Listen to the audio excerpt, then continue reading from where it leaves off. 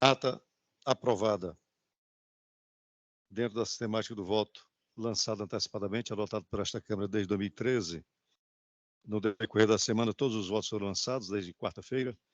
Todos os integrantes dos diversos colegiados tiveram acesso aos votos, já se manifestaram, e nós vamos trazer para a sessão apenas os processos em que há pedido de preferência de sustentação oral. Os demais já estão julgados e o resultado será divulgado tão logo termine a sessão. E nós vamos começar com os pedidos de sustentação e de preferência do SAGE, e em seguida iremos para o PJE. Eu chamo o item 4, o agravo de instrumento 0634760, dígito 83.2020, em que é agravante Pedro Paulo Serpa de Souza e agravada Zeilma Maria Loyola Paiva. Doutor Narcílio Nazareno Carneiro Saraiva está presente?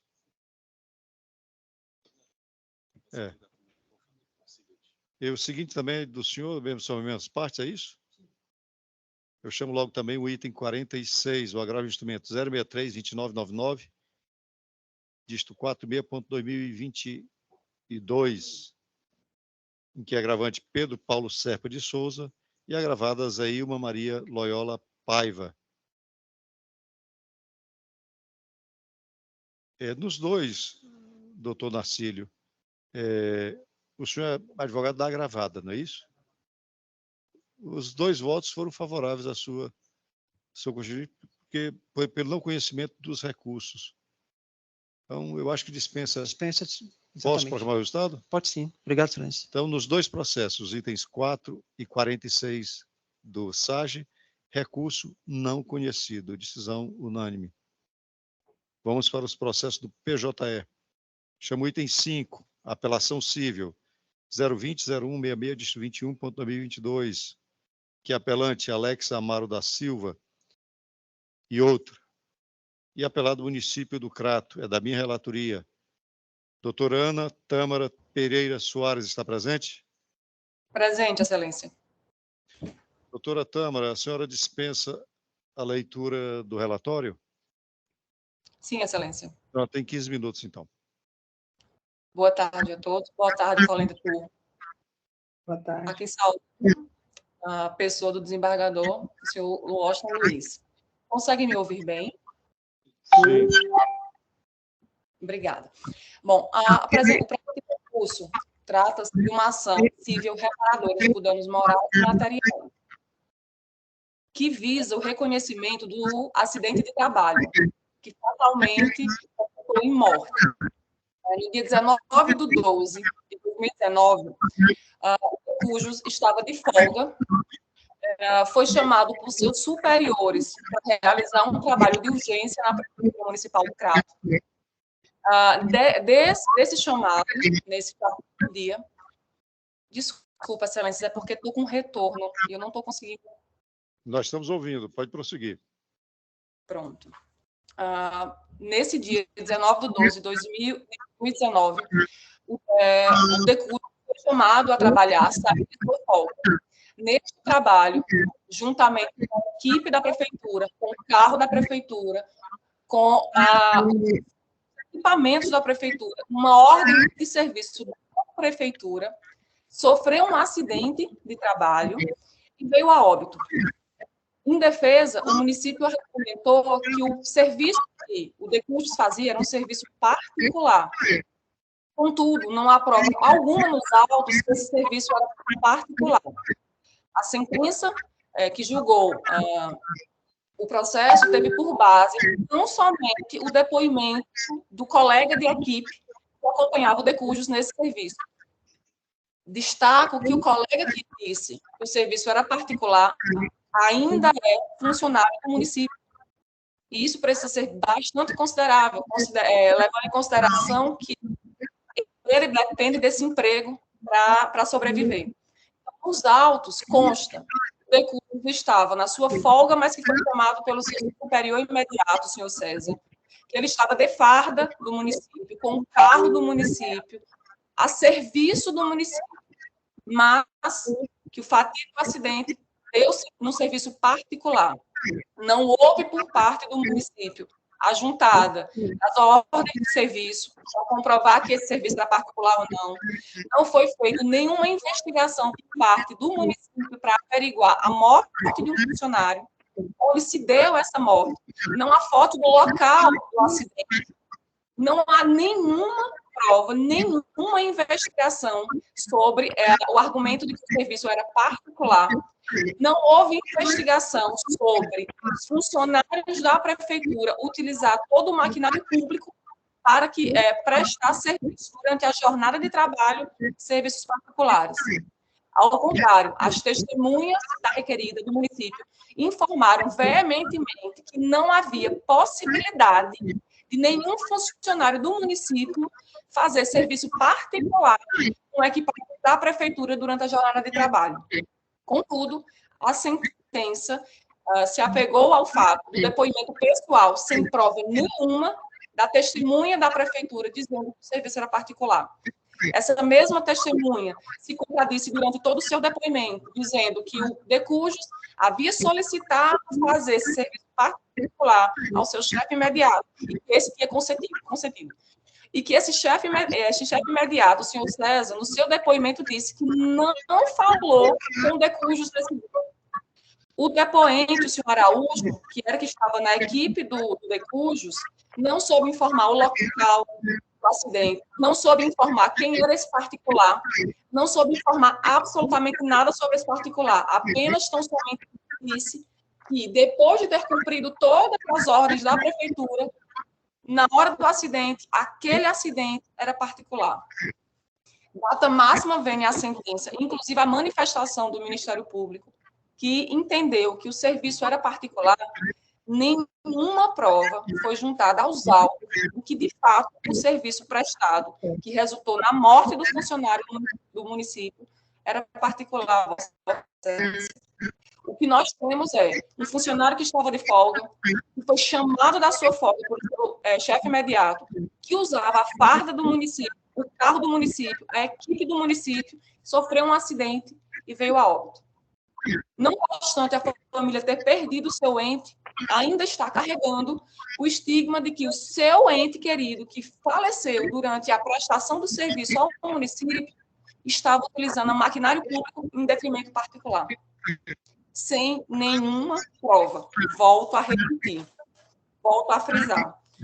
Por esta razão, Vossas Excelências, eu apelo para que haja uma análise mais profunda sobre o processo e que se constate que não houve entrega de equipamento de proteção individual, que a prefeitura não fez uma averiguação sobre qualquer acidente que resultou a morte de um funcionário, não houve qualquer investigação acerca dos funcionários utilizarem a maquinário público para serviço particular. Desta forma, eu requeiro que haja uma reforma total da sentença, reconhecendo o nexo de causalidade, reconhecendo o acidente de trabalho e que haja, sim, a concessão tanto dos danos materiais quanto morais. Excelência, é o que se pede. Obrigado, doutora Tâmara.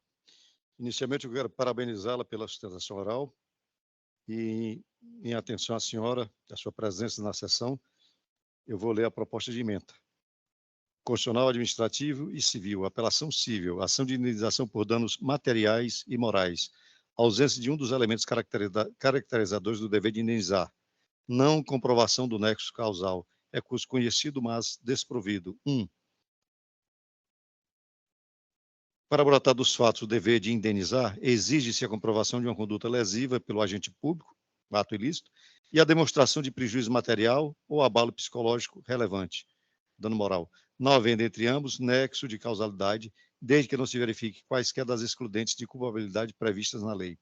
2. Não há qualquer elemento de prova que corrobore com a tese de que o Decujus se encontrava no exercício de função pública, apesar de utilizar veículo e fardamento fornecidos pelo município do Crato, pois tinha acabado de sair de uma missão oficial. 3. A análise das teses de que o falecido exercia a função de eletricista, não recebia EPI, estava sujeito à rede de alta tensão e de que não houve investigação do acidente pelo ente público, resta prejudicado pelo fato de que, pelo que consta dos autos, o servidor realizou, por conta própria, serviço não oficial, com remuneração privada e dentro do terreno de particular. 4. Não há como ser reconhecido um nexo de causalidade entre a conduta da municipalidade e o evento morte, uma vez que o óbito decorrente do choque elétrico ocorreu quando o Decujos realizava serviços a um particular e no interior de seu terreno.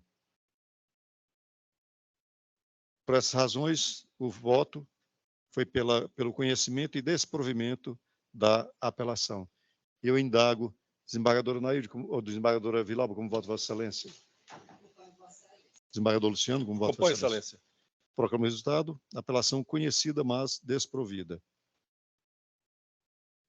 Vamos prosseguir com o item 53, a apelação civil 020-2746, dígito 61.2022, em que a apelante Rony Luiz de Araújo Silva e apelado do município de Iguatu, da relatoria do desembargador Luciano, doutor Johan Felipe Schuch, está presente? Estou presente, Excelência. Boa tarde a todas e todos.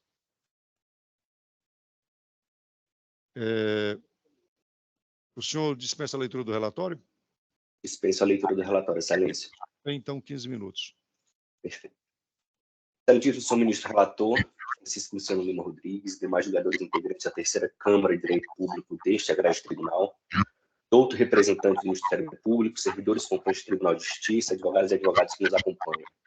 Cumprimentando-os cordialmente, venho perante vossas excelências apresentar os elementos fáticos de direito que merecem ser considerados no âmbito do julgamento do presente feito. Discute-se no presente caso duas teses de mérito subsidiárias dentro de um contexto fático em que a parte apelante, apesar de nomeada e empossada para o cargo de auxiliar de limpeza urbana no município de Iguatu, não entrou em exercício no prazo legal por complicações decorrentes da enfermidade que convive, qual seja o HIV. Para tanto, a parte apelante busca saber de vossas excelências se ela teria o direito de, e aí vem a primeira tese, ser ouvida mediante processo administrativo prévio ao ato de exoneração, e se esse ato de exoneração ele pode ser tácito ou se deve ser formal.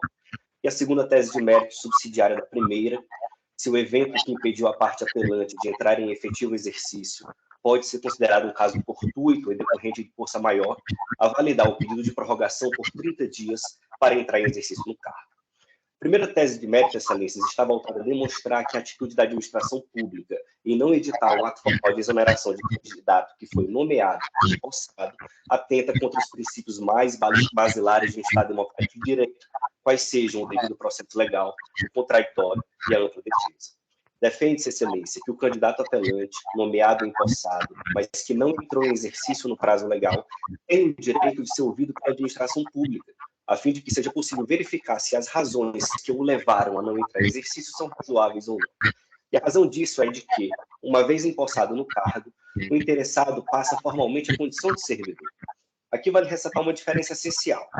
A primeira, o nomeado que não toma posse no prazo legal, ele não é exonerado, pois formalmente não chegou a ser servidor, tendo apenas seu ato de provimento tornado sem efeito. Já o empossado, que não entra tempestivamente em exercício, ou já ser servidor, pelo menos em termos formais, precisa ser desligado do cargo, o que se dá por meio da exoneração. Só que o município de Iguatu não percebeu essa distinção que é endossada pela doutrina administrativista, e também por julgados, dando à parte apelante tratamento indevido, pois desconsiderou que ela era formalmente servidora pública. No caso do candidato apelante, ela já havia sido nomeada e formalmente empossada, apenas não conseguiu entrar em exercício em razão de complicações de sua doença. Então, defende-se nessa tese de mérito que a discricionariedade da administração não é absoluta quanto ao desfazimento do ato de nomeação do servidor, devendo ocorrer apenas se assegurado previamente o contraditório e a ampla defesa, o que não foi assegurado no caso. Defendi agora há pouco que o objetivo dos princípios constitucionais do devido processo legal contraditório e da ampla defesa possuem, entre outros, e aqui eu entro na minha segunda tese de mérito, eles possuem um objetivo em comum no caso concreto: fazer com que o indivíduo tenha sua dignidade assegurada. Nesse momento, defenderei que a interpretação sistemática da Constituição, do Estatuto dos Servidores Públicos Federais e do próprio Estatuto do município de Iguatu conduzirão à conclusão de que deve ser concedida à parte apelante a prorrogação do prazo para entrar em exercício, tendo em vista que foi impedida de entrar em atividade em razão de ter que lidar com o agravamento da carga viral referente ao HIV que o comete. No presente caso, a parte autora fora nomeada no dia 8 de agosto de 2022 e empossada por procurador em 10 de agosto de 2022. Logo, ela teria 15 dias para entrar em exercício a partir do dia 10, ou seja, até o dia 25 de agosto. Logo no dia 11 de agosto, a parte apelante recebeu de seu médico psiquiatra um atestado médico informando que ela estava inapta temporariamente, pelo prazo de 30 dias para as atividades laborais. No dia 17, dentro do prazo legal para entrada em exercício, ela informou a administração de Iguatu, por meio da ouvidoria, que ela estava diante de uma situação excepcional que ela não poderia controlar. Ora, o agravamento de seu diagnóstico soropositivo gerou um comprometimento de sua saúde mental. Segundo o Programa das Nações Unidas, apenas para contextualizar o estigma social, 64,1% das pessoas que têm HIV sofreram alguma forma de discriminação, 46,3% ouviram comentários negativos no ambiente social e 41% foram recriminados pela própria família. Um quarto das pessoas sofreu assédio verbal, quase 20%, segundo a pesquisa da ONU, perderam emprego ou fonte de renda, 17% foram excluídos de atividades sociais por serem soropositivos e 6% relataram ter sido agredidos. Então, excelências, é contra essas estatísticas que a parte autora veio ao Poder Judiciário, a fim de que os direitos mais básicos do cidadão que vos apela sejam respeitados. Veja-se, não se discute mais a competência da parte apelante para prover o cargo. Discute-se apenas se um fato da vida da parte apelante representa uma questão excepcional que deveria ter sido levada em consideração pela administração. E esse fato da vida da parte apelante não pode impedi-la de acessar o cargo público para o qual já foi nomeada e empossada, porque é um evento imprevisível, devido à imprevisibilidade do comportamento contínuo dos retrovirais em suprimir a carga viral, é inevitável devido à ausência de cura para a AIDS, independente da vontade da parte apelante. Portanto, merece aplicação ao presente caso o artigo 393 do Código Civil, que dispõe que o caso fortuito de força maior verifica-se no fato necessário, cujos efeitos não era possível evitar ou impedir. E conjugado com esse dispositivo, avançando na interpretação sistemática de dispositivos constitucionais e infraconstitucionais, verifica-se que o Estatuto Municipal de Iguatu prevê nos seus artigos 16, parágrafo 2º e 18, parágrafo 4º, que aquele servidor designado para exercer uma função de confiança tem até 30 dias do término do impedimento para iniciar seu exercício. Não havendo disposição específica no Estatuto Municipal que permita enquadrar a situação fática narrada anteriormente, defende-se a aplicação analógica do dispositivo municipal que garante 30 dias para início do exercício da função de confiança por servidor impedido de entrar em exercício na data da designação da função. Assim, caso sejam aplicados por analogia esses dispositivos municipais, a parte apelante poderia entrar em exercício após o período de 30 dias de afastamento indicado pelo seu médico psiquiatra. Com efeito, destaca-se que, além do Ministério Público do Estado do Ceará ter se manifestado a favor dessa segunda tese, defende-se que a continuidade do serviço público não estará afetada, tendo em vista que a inaptidão para o trabalho, segundo o seu médico psiquiatra, era temporária, ou seja, não se estenderia indefinidamente. Diante do exposto, excelências, a parte apelante agradece a atenção de vossas excelências e requer o provimento do seu recurso de apelação. Muito obrigado. Obrigado, doutor Johan. Desembargador Luciano, vossa excelência tem a palavra. Pois não, senhor presidente, eu queria cumprimentar o advogado pela sustentação feita. Entretanto, eu vou ler aqui a ementa, mas já adianto que não há previsão na lei municipal da prorrogação. A entrada no exercício ela é fundamental para completar os atos de investidura em cargo público. Como ele não o fez no momento correto, não há outra forma e não foi demonstrado aqui uma força maior. E a ementa diz: administrativa, processual civil, apelação civil em ação declaratória, concurso público, servidor tomou posse, mas não entrou em exercício. Não observância da data limite prevista na lei orgânica municipal. Prorrogação do prazo, não cabimento. Força maior não configurada. Recurso conhecido e não provido, sentença mantida. É como voto, senhor presidente. Obrigado. Desembargador Jorizo, como voto, vossa excelência. Acompanho o relator. Desembargador Iracema, como voto, vossa excelência. Com o relator, presidente. Proclamo o resultado do recurso conhecido e desprovido. Eu chamo o item 57, apelação civil 300.01.39 de 75.2023, em que a apelante Ana Lúcia Vieira Martins dos Santos e apelado município de Mauriti, da relatoria do desembargador Luciano. Doutora Albanita Cruz Martins Moreira está presente? Estou sim, excelência. Doutora Albanita, a senhora dispensa a leitura do relatório? Dispensa, excelência. Tem 15 minutos, então. Colenda turma. Saúdo a todos na pessoa do excelentíssimo senhor presidente, aos quais me dirijo com grata satisfação em merecer vosso precioso tempo.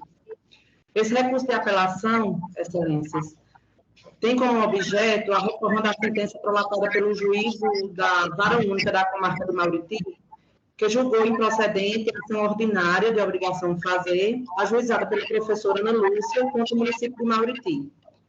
Ocorre, excelências, que a professora Ana Lúcia é ocupante do cargo efetivo de professor desde 2004, cargo para o qual foi aprovado em concurso público, inicialmente com a jornada de 20 horas semanais. Contudo, há mais de 10 anos, a jornada de trabalho da servidora pública foi alterada por mútuo consentimento entre ela e o empregadeiro, que elaborar 40 horas semanais, com implantação em contra-cheque, denominada ampliação de jornada, e passando a receber remuneração mensal correspondente a essa jornada de trabalho. Contudo, em 2020, a professora Ana Lúcia foi surpreendida com a redução unilateral da carga horária e de seus vencimentos, sem qualquer prévio aviso, sem processo administrativo, tampouco sem qualquer respeito aos princípios administrativos, em especial o da irredutibilidade de vencimentos. Sabemos, nobres julgadores, que, à luz do disposto no artigo 18, no artigo 30, inciso 1º da Constituição Federal, os municípios têm autonomia político-administrativa para estabelecer os critérios de organização do quadro de servidores, assim como tem ampla margem discricionária para reestruturar carreiras desses funcionários. Contudo, desde que não reduza nominalmente sua remuneração. Isso em respeito ao artigo 37, inciso 15 da Constituição Federal. Contudo, não foi assim que ocorreu com a recorrente. Ela, assim como muitos outros professores de Mauriti, já tem injustiçado por tudo que permeia a profissão, vem assistindo a constantes ataques aos seus direitos, de modo que a municipalidade mauritiense, de forma abusiva e precária, após longos anos de ampliação de carga horária, revoga os atos de forma unilateral e sem qualquer fundamentação, ou mesmo comunicação ou processo administrativo prévio, afrontando assim os princípios constitucionais do devido processo legal, do contraditório e da ampla defesa, todos garantidos pela Constituição. O ato de reduzir a jornada de trabalho, ao nosso ver, além de afrontar os princípios já mencionados, vai de encontro à tese de repercussão geral, já decidida pelo STF, no julgamento RE 594296, ele estou decidido que qualquer ato revisional de efeitos concretos que afete diretamente a esfera patrimonial do servidor deve observar o devido processo legal, contraditório e ampla defesa. No caso em tela, a redução salarial chega a 50% da remuneração. Imaginem, excelências, um servidor público efetivo dedicado à educação das crianças do nosso país, aprovado em um concurso público, já acostumado com uma determinada remuneração por longos anos, ter que, de repente, por vontade discricionária do gestor, e viver com a metade do salário.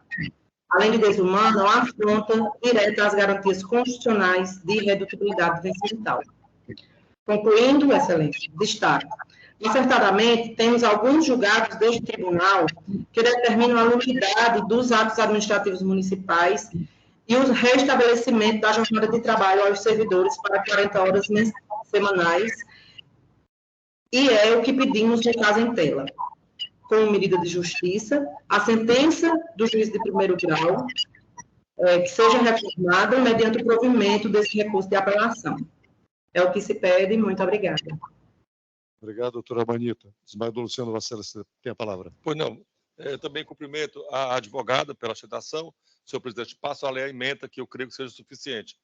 Ementa constitucional, administrativa, apelação civil, ação ordinária de obrigação de fazer e pagar, servidora pública do município de Mauriti, Ceará, preliminar de ofensa ao princípio da dialeticidade em contra-razões afastada, coisa julgada configurada, identidade das partes, causa de pedido, pedido em ação ordinária anteriormente julgada e transitada em julgado, relativização da coisa julgada, impossibilidade, ação extinta, sem resolução do mérito, recurso conhecido e não provido. Sentença mantida, excelência. Obrigado. Desembargadora Joriza.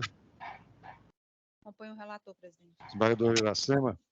Com o relator, presidente. Vou proclamar o resultado. Recurso conhecido e desprovido. Decisão unânime. Chamo o item 62, a apelação civil 012-9785, dígito 17, dígito 14.2016. Apelante Ícaro Frota de Assis e outra. E apelado o Estado do Ceará, da relatoria do desembargador Luciano. Doutora Estela Mares Nogueira Pacheco está presente?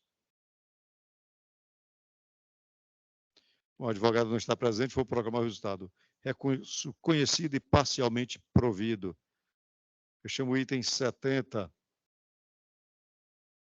Apelação civil, sequência de 4 zeros, 444, dígito 97.2014, em que é apelante João Vieira Picanço e apelado do Ministério Público do Estado do Ceará, da relatoria da desembargadora Joriza. Doutor José Bonfim de Almeida Júnior está presente?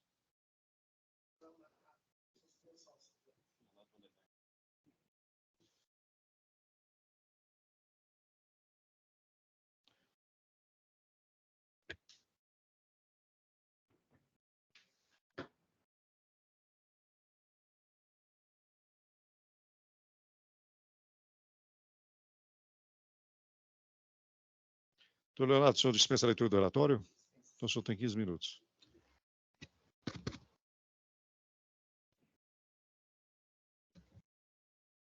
Excelentíssimo senhor presidente, desembargador Washington, excelentíssimos desembargadores e desembargadoras que compõem esta colega da Câmara, em especial na pessoa da eminente relatora, desembargadora Joriza, demais presentes nesta sessão, boa tarde a todos. Pois bem, o objeto tratado nesta ação de improbidade administrativa, que recai sobre o senhor João Vieira Picanço, não se mostra de maior complexidade. Portanto, não pretendo me alongar desnecessariamente em sua abordagem. Inicio, excelências, destacando que estamos diante de um ato administrativo que remonta ao ano de 2009, quando o apelante era presidente da Câmara Municipal de Ibaretama. Nesse contexto, vemos que das 4 hipóteses levantadas pelo Ministério Público, as quais indicavam a suposta prática de atos de improbidade administrativa, 3 delas foram afastadas na própria decisão de piso, do que o nobre parquet sequer recorreu. Já o meu constituinte precisou fazê-lo. Afinal, por causa da hipótese remanescente, ainda foi condenado sob a pecha da improbidade administrativa. Como consequência, está tendo de arcar com multa de pequeno valor, é verdade, mas acrescida de uma proibição de contratar com o poder público pelo período de 2 anos. Ora, excelências, ser considerado ímprobo e ainda ter de suportar a mencionada restrição, data máxima venha, não nos parece proporcional. Sobretudo porque essas consequências decorrem de um único abastecimento no valor de R$ 205, realizado 14 anos atrás, como consta no bojo da própria sentença recorrida, embora o digno parquet, por diversas vezes, tenha tratado a questão no plural, como se houvessem outros abastecimentos de outros veículos. A própria decisão recorrida apresenta apenas um evento, um veículo e um abastecimento no valor de R$ 205. Em suas oportunidades defensivas, o apelante ressaltou que, se houve abastecimento de veículo particular com nota fiscal emitida em nome da Câmara Municipal, tratou-se de um mero equívoco, não de uma voluntariedade. Ora, tanto os veículos da Câmara como os veículos particulares do apelante eram abastecidos no mesmo e único posto, e eram emitidas as respectivas notas de maneiras individualizadas. E quase sempre esses abastecimentos eram realizados por terceiros, ou por empregados do apelante, ou por servidores do município, sendo bastante humano que, eventualmente, houvesse alguma falha, de modo que nos autos só consta uma única falha, como eu mencionei.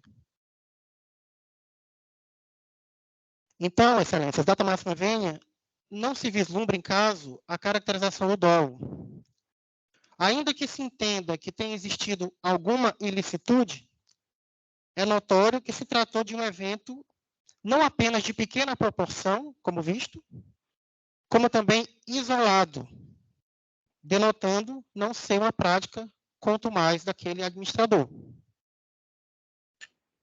Já não importa aqui falar em retroatividade da Lei 14.230 ou em prescrição, contra o que o digno Ministério Público dedicou a maior parte das suas contrarrazões, mesmo porque o STF já decidiu a matéria por meio do ARE 843-989.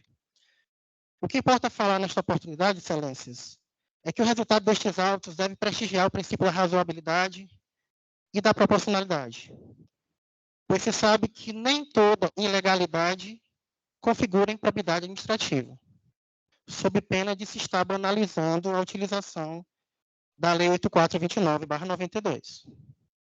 Foi justamente para evitar essa banalização que a Lei 14.230 trouxe importantes alterações, inclusive extinguindo tipificações e tornando mais criteriosa a identificação do ato ímprobo.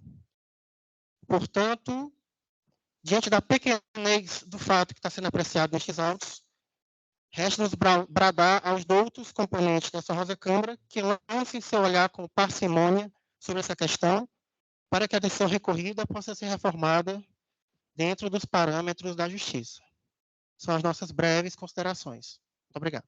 Obrigado, doutor Leonardo. O representante do Ministério Público, doutor, quer se manifestar. Boa tarde a todos, membros dessa Câmara, nobre advogado, servidores, serventuários da Justiça, membros aqui da Polícia. O que nós estávamos falando aqui é muito simples. Trata-se de um presidente da Câmara de Vereadores, um ordenador de despesas, e que ele só lida com a questão erário público. Então, nada é tão simples, nada é tão pouco. Nós estamos lidando, não é uma mera arenga ou denúncia, o Ministério Público não se interessa em perseguir ninguém, mas trata-se de diversos fatos aqui que foram apurados. O primeiro apurado foi apurado aqui pelo Ministério Público, que esse gestor ele fazia esses abastecimentos de carros, dos carros particulares dele e de carros da prefeitura, sem licitação, sem nada. Uso de transporte de carro, do transporte de carro da prefeitura para fazer transporte de eleitores a seu bel prazer, por interesse particular. Nós temos aqui, inclusive, contratação sem licitação, de advocacia, de escritório de advogado, de contadores, no qual, no próprios autos aqui, as folhas, desculpe, já digo, as folhas 232, 233, o próprio gestor diz, no caso em tela, além da indevida dispensa de licitação, houve contratação direta para materializar esquema de corrupção, conforme noticiado pelo próprio requerido. Então, o próprio requerido fala que essa contratação sem licitação teve interesse escuso. Utilização, como eu já disse, utilização de bem público em proveito próprio, que foi carro, transporte de passeio para a Câmara, levando gente em próprio carro de hospital. Temos também aqui o uso de diárias, várias diárias, que o próprio ordenador, o presidente da Câmara, ele ordenava as diárias para ele, e diárias para, entre as milhares de diárias de vinda ao Tribunal de Contas dos municípios em feriados, domingos e feriados. Dia que qualquer cristão sabe que não abre o Tribunal de Contas. Então, nós vemos, e não conseguiu provar nenhuma dessas diárias, e a lei, por que ele veio, porque faz. Então, é aquela história, se a ação não prescreveu, e ninguém alega que houve prescrição do caso aqui, o fato só se deve, infelizmente, a nossa morosidade na justiça, não se deve à questão do menor potencial ofensivo, que para mim o uso de dinheiro público, nós estamos tirando da merenda infantil, nós estamos tirando da saúde pública, nós estamos tirando da atenção ao idoso. Então, é isso. Está aprovado nos autos, não é negado nada, e aquela história, se nós somos, não é nenhum crime famélico para nós alegarmos o pequeno valor que foi retirado. E não foi um pequeno valor diante de vários fatos que foram apurados. Então, por isso, eu peço, o Ministério Público pede que seja mantida a condenação nos termos do juízo à cor. Obrigado. Pela ordem, Excelência. Excelência, pela ordem. Só uma observação. Todos esses levantados pelo novo procurador foram apurados no processo, mas em nível de sentença, apenas um persistiu. Então, em nome do princípio da não reformatio impégios, não vejo da tomação de bom tom revolvermos essas questões que já foram superadas em primeiro grau para que elas venham a influenciar na decisão de agora. Isso ficou bem entendido. Isso ficou bem entendido. Viu? Desembargador Juriz, Vossa Excelência tem a palavra. Obrigada, presidente. Cumprimento o doutor Leonardo, o doutor Léo Bossá, pelas sustentações. Eu vou ler a proposta de ementa. Realmente, na sentença, restou apenas um fato, né, que foi considerado improbidade, e o meu voto, já adianto, é pela manutenção da sentença. Apelação civil, direito constitucional, administrativo, processual civil, ação civil por ato de improbidade administrativa, prescrição intercorrente, retroatividade, recurso extraordinário com agravo, número 843-989, tema 1199 do STF. Ato de improbidade administrativa tipificado no artigo 10, inciso 1 da Lei 8.429 de 92, aquisição de combustível para utilização em veículo particular, dolo específico e lesão ao erário comprovados. Apelação conhecida e desprovida, sentença mantida. E eu apenas acrescento que o princípio da insignificância não pode ser aplicado em matéria de improbidade.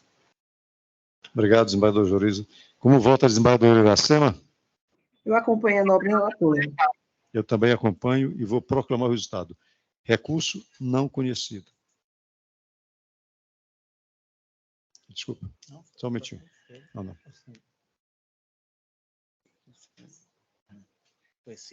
Não, recurso conhecido e desprovido. É porque a tela apagou e tinha subido.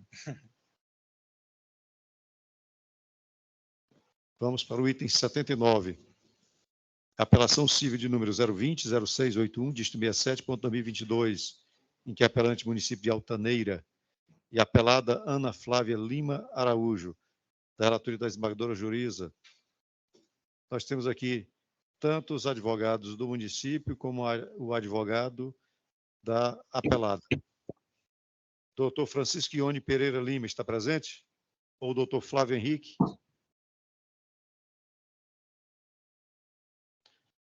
Advogados não estão presentes. Doutor Raimundo Soares Filho está presente?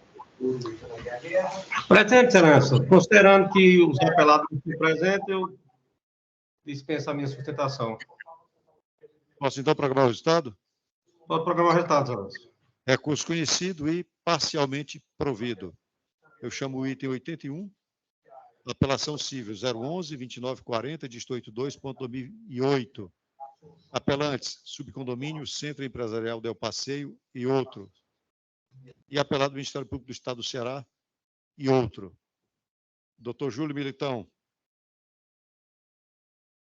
Presente?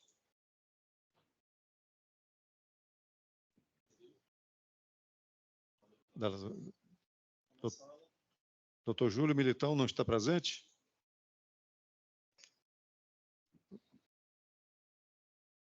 Vou proclamar o resultado, então. Recurso conhecido e desprovido.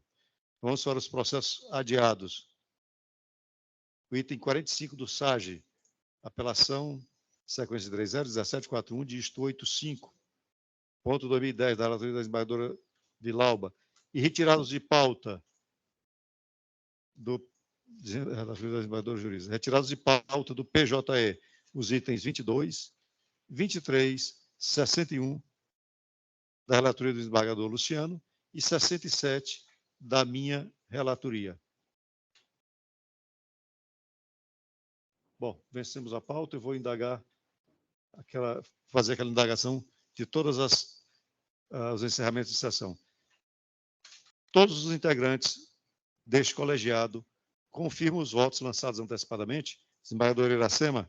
Confirmo, presidente. Desembargadora Vilauba? Desembargador Luciano? Confirmo, presidente. Desembargadora Joriza? Confirmo, presidente. Eu também confirmo.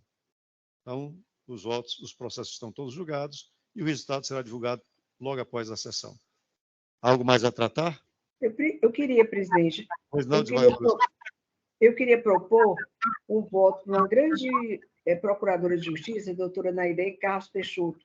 Eu acho que muitos de nós conhecemos, uma grande, estava aposentada, eu soube que ela morreu ontem, foi anteontem. E eu gostaria de mandar esse voto, pesar pelo falecimento dela. Todos de acordo? De acordo. Presidente, o Ministério Público queria se acostar ao voto. O Ministério Público se acosta, então. Então, proposição aprovada. E nada mais havendo a tratar, declaro encerrada a sessão. Até logo.